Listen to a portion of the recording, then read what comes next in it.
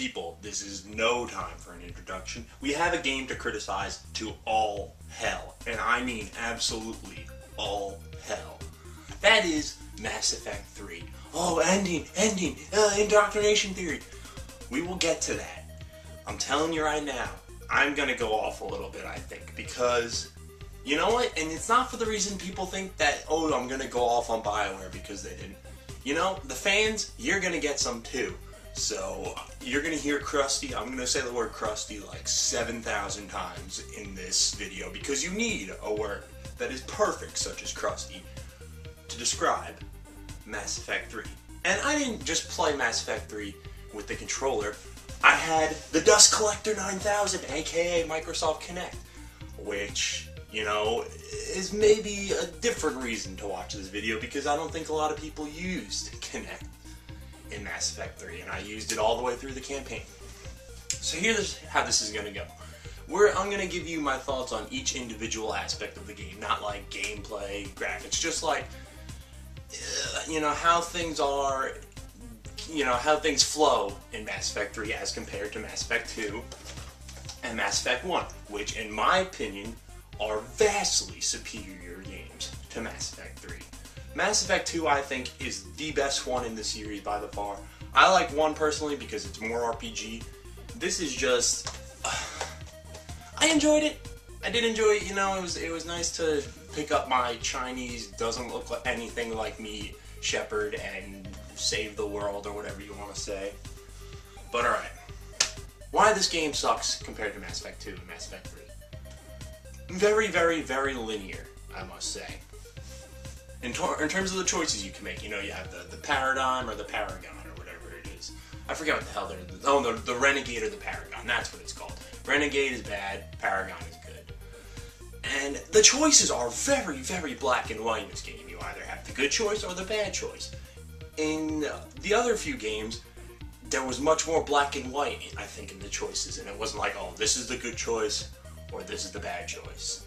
And that's all it is in this game, and there's very little deviation from that at all. All of the conversations, there's literally, it can either go good, or it can either go bad. You can't just, you know, meet in the middle somewhere, or kind of have some good, some bad, you know, or some bad, some good, more on each side. Nope, black and white, nothing else.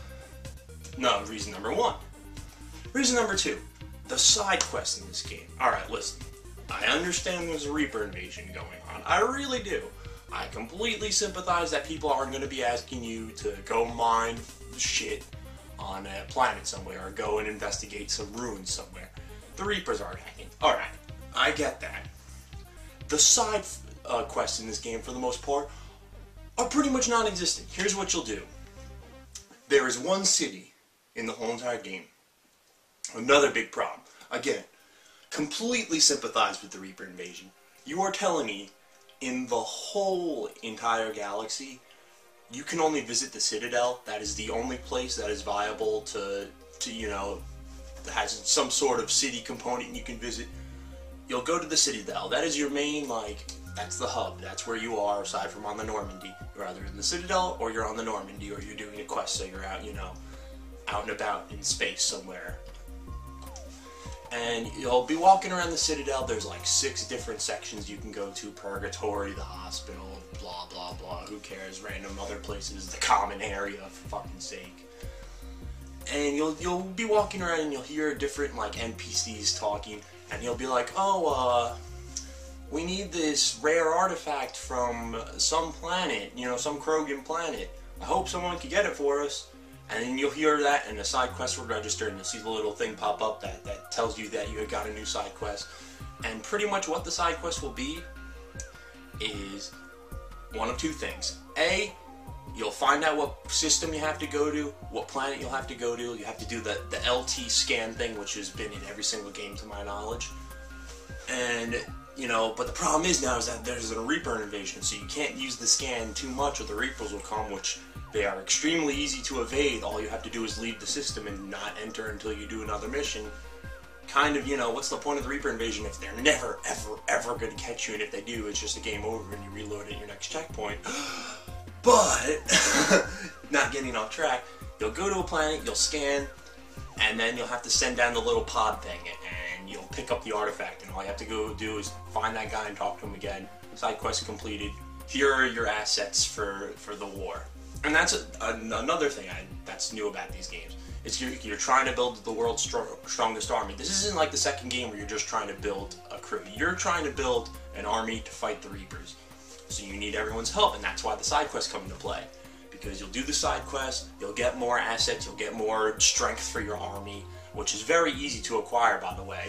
And it does not take that long to complete all the side missions at all. You know, you just have to go around and either do the scan and shoot the pod down, or you'll be on like a main quest and you'll be looking around hunting for, you know, credits to scavenge and that sort of stuff. And you'll find, you know, an artifact or data that some person needs. You'll give it to them, you'll get the war assets. That's the end of that. Side quests suck. There's very little. There's like N7 missions, and those are the actual like combat missions. But they're just like you touch down on a planet, you'll fight for 5 minutes literally, and then the mission will be over. Everyone's happy. Using Kinect for this game. Using Kinect for this game. Oh, it's such a stupid. All right, why can't I use this? Why? This has a microphone. That's all you're using is the microphone. I don't understand why you need the Kinect. This is perfectly fine. You know, you can hear yourself. You don't have to battle with the fucking television. You know, because this is what will happen. I used Garrus and Liara. Pretty much that's the only team you have to use. Is you're always going to have Liara. Everyone I've talked to is like, yeah, I've had Liara or the Prothean from the DLC, the Day 1 DLC bullshit that they did. And oh shit, what was I saying? And you'll go talking about the Kinect. And there's like different commands you can do. So if I wanted to switch weapons, I'd say sniper rifle. And sometimes the shotgun would come out.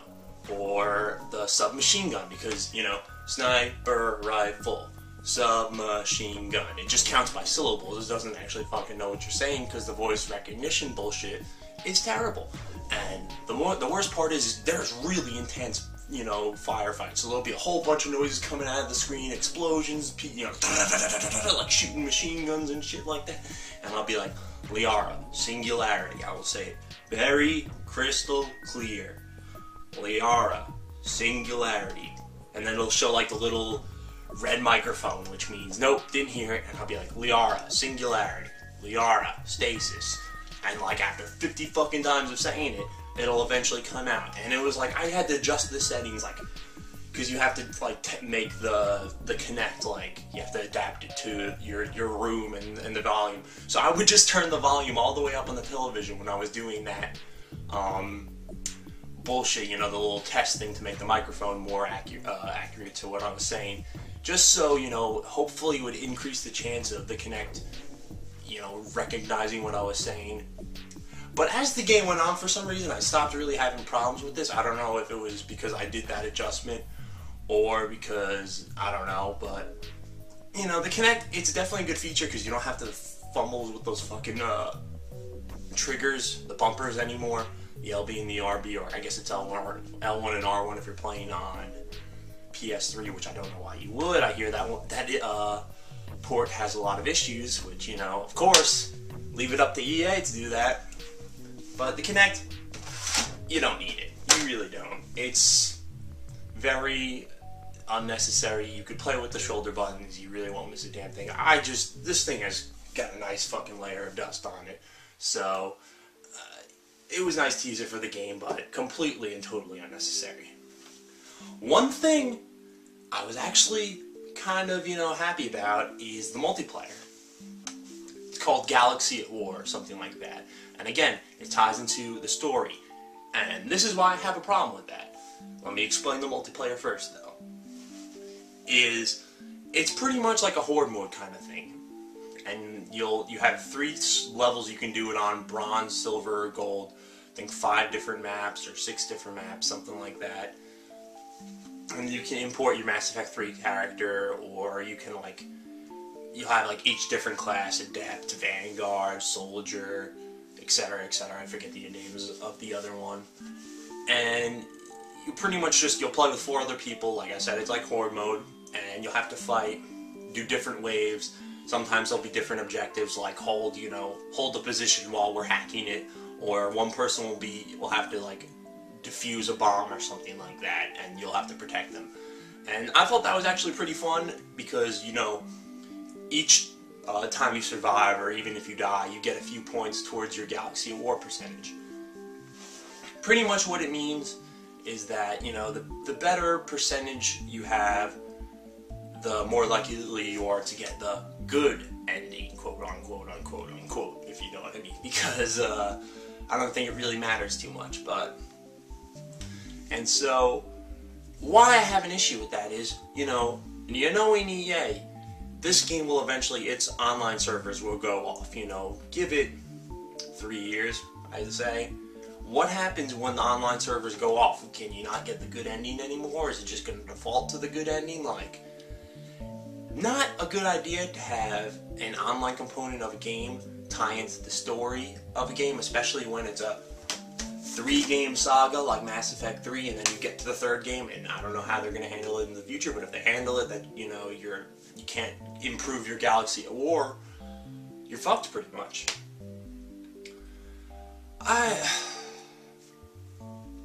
Mass Effect 2 was way better. I did so many, the reason this game is the side effects have no effect on the ending. I'll get into the ending, don't worry. I'm not going to go into like the spoilerific thing. Maybe I will. I'll warn you before that. Every single choice you make in this game is completely irrelevant. It doesn't make a difference. In Mass Effect 2, if you haven't played the game, what the hell's wrong with you? The spoiler tags are already lifted on it. It's been out for a while. Every single choice you make in that game and every single side effect that you do, you have to build good, very, very good relations with your squad mates, and then when you get to the end and you have to pick them to do certain tasks, you have to pick the right ones for the task. If you don't, your squad mates will die and they'll be dead for Mass Effect 3, and you actually felt like your choices made, a difference in what was going on. If you wanted someone to die, you could have killed them, but in Mass Effect 2, I was a fucking beast, so all of my guys survived on the first playthrough because I am Mass Effect King. In this game, it doesn't even fucking matter. And the squad mates, they pick the worst squad mates. There's always that one guy. I think in Mass Effect 2, it was Jacob. In this game, it's James, or whatever the fuck his name is. Those soldier brute guys, he's like the first guy you get in the game. You use him only for the first mission when you have to use him, and then he fucking sits on the deck doing nothing, Get on the bench, bitch, you suck. Garrus and Liara all the way. I used Garrus through 1, 2, and 3, and Liara I think I used through 2 and 3. Alright. We don't need romantic relationships in this game.